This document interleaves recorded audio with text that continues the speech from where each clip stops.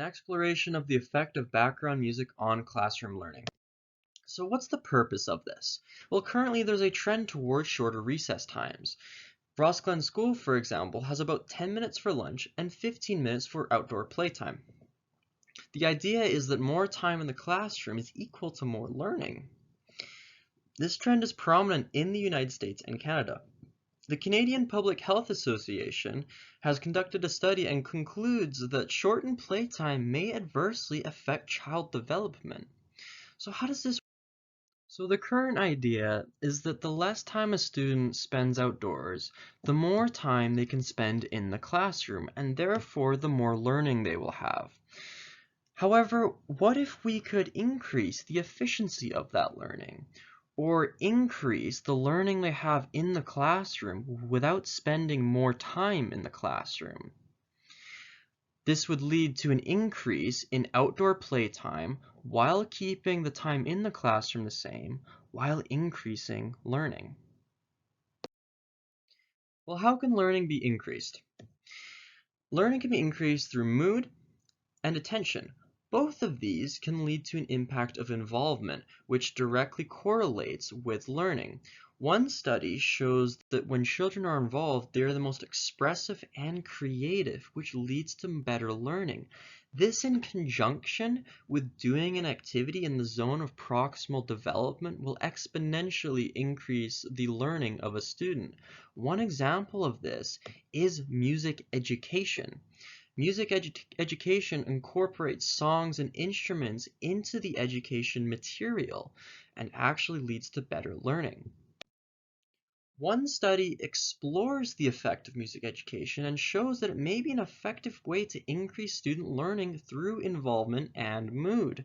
This study had 918 participants, 160 observers, which happened to be teachers that observed other classes, and the teachers of those classes took self-evaluations about their opinions on music education and how much they used it in their curriculum.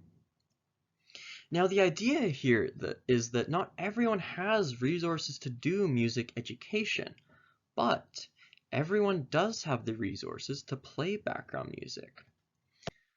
There's two studies that look at how background music may affect learning. The first one here shows that classical background music in a classroom setting is strongly correlated with positive behaviors, the ability to stay on task, and learning motivation.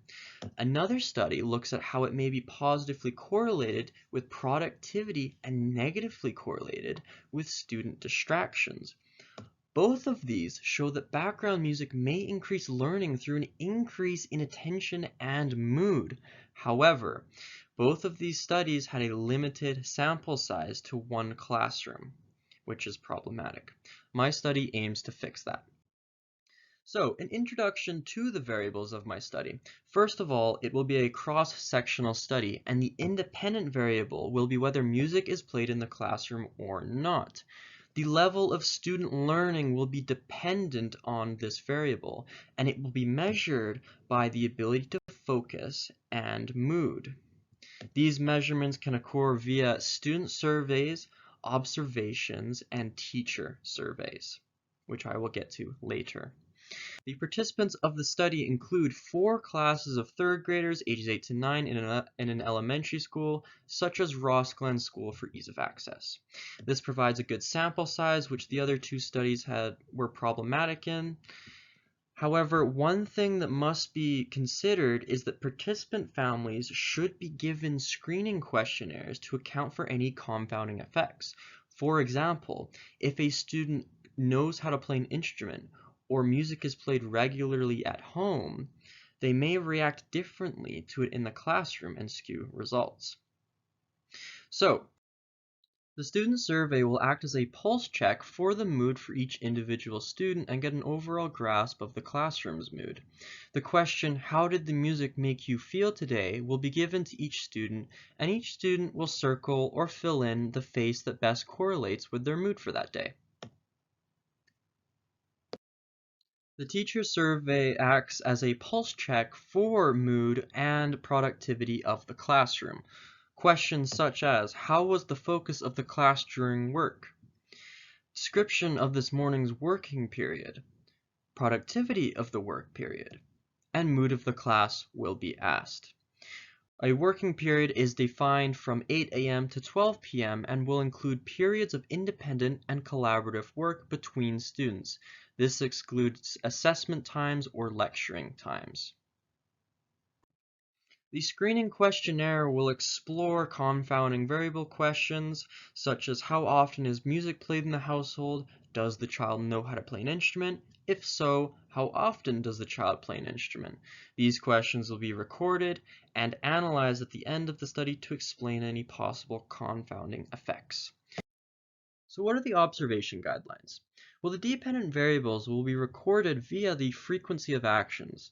These actions may be negative or positive. For example, the negative ability to focus includes fidgeting or wandering, looking around the room, talking to a neighbor, incomplete work cycle, or staring into space. For the positive side, it can include completing the work cycle or asking for help. For the negative in terms of mood, grimaces or frowns, and positive includes rhythmic movements. Now, it's important that tracking of these different natures of distraction occurs equally. Students can have different ways of distracting themselves or others. This can be quiet distractions or verbal distractions, and it's important that each be weighed equally because students have different ways of distractions. The procedure of the study. Firstly, questionnaires and permission slip signage will be given out. This includes that screening survey I described earlier. Each class from 8 a.m. to 12 p.m. will be videotaped and observations will be coded for. 2 classes will start with no music, 2 will start with music. This switches every week for 10 weeks. Therefore, each class will get a total of 5 weeks of music. The music will be classical 60 beats per minute to serve as a control. Music will be paused during instruction and testing and only played during independent work periods or collaborative work periods as described before. At the end of each morning period, students and teachers will fill out their surveys. So how does the analysis of all of this data work? And it's going to be done by a convergent mixed parallel method. Well, what is this method? Essentially what happens is a qualitative set of data, such as video, will be analyzed for trends. So the video will be observed, observations will be marked 15 minutes after the start of class and recesses to allow for the students to settle down. These observations will not be marked at points where the music would be paused, such as instructional or testing periods. Now this data will be analyzed for trends, and then the quantitative data will be analyzed for trends separately. This quantitative data includes student, teacher, and parent screening surveys. Now, when both of these are analyzed, at the end of the study, both of these sets will be compared and for overall interpretation. So what are some strengths and limitations? Well, one strength is that similar studies have been conducted and been successful. Remember, those 2 previous studies we looked at background music and its effect on students. This provided a very solid foundation for the study, but it just didn't have the sample size, which this study fixes. Now, there's a lot of data for interpretation. Remember that there are 3 surveys. There's the student survey, parent survey, and teacher survey. On top of this, there are many observations that need to be coded for, so there's a lot of data for interpretation. The convergent mixed parallel method streamlines all of this data more and allows for a better interpretation of all of the data overall. The sheer amount of video for 4 classes to be coded for may need multiple observers.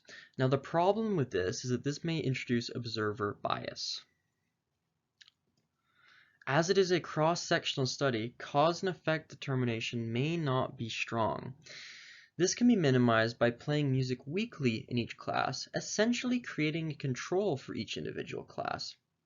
Remember that the different teachers have different teaching styles, and the students have different at-home lives, different things that impact them.